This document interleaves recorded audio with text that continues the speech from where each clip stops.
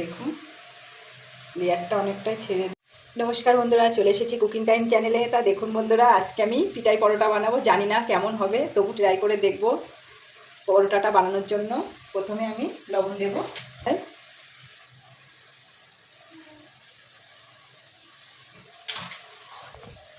একটু মিষ্টির জন্য একটু চিনি দেব।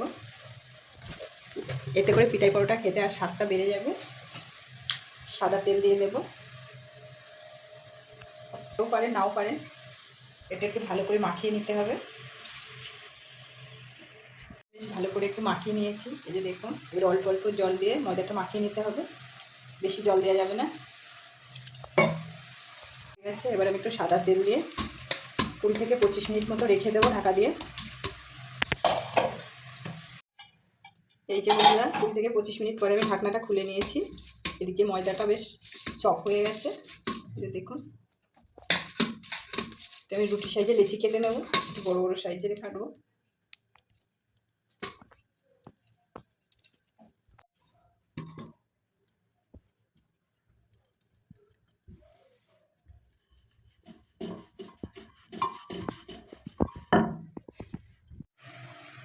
সাদা তেল দিয়ে দিতে হবে এর উপর দিয়ে।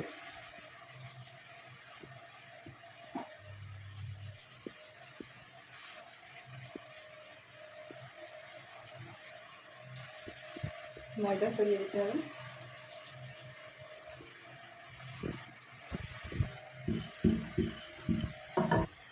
এভাবে একটু ছুরি দিয়ে চিড়ে নিতে হবে, মানে কেটে নিতে হবে।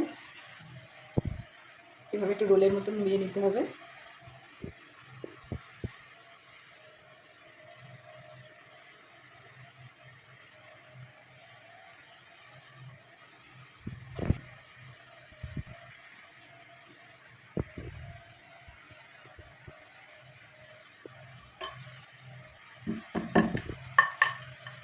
আবার রুটির সাইজে বেলে নিতে হবে এইভাবে।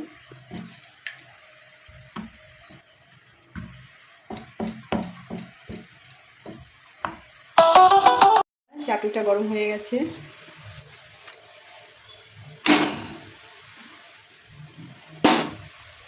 এটা একটু অল্প অল্প তেল দিয়ে ভাজতে হবে।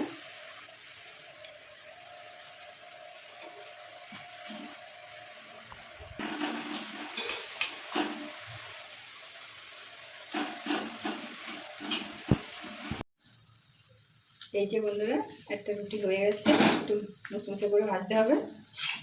এই যে দেখুন, এভাবে সবকটা বানিয়ে নেব। এই যে বন্ধুরা, আমার রুটিটা বেলা হয়ে গেছে, এবার আমি ফাটিয়ে নেব।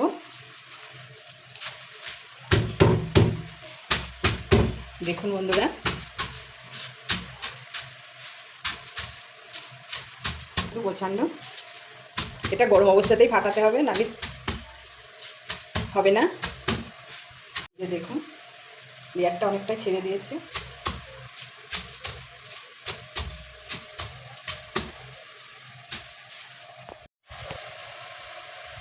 এই যে বন্ধুরা দেখুন, পিঠাই পরোটা হয়ে গেছে।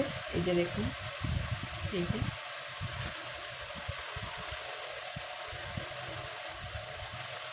তা বন্ধুরা, কেমন হয়েছে আমার পিঠাই পরোটা?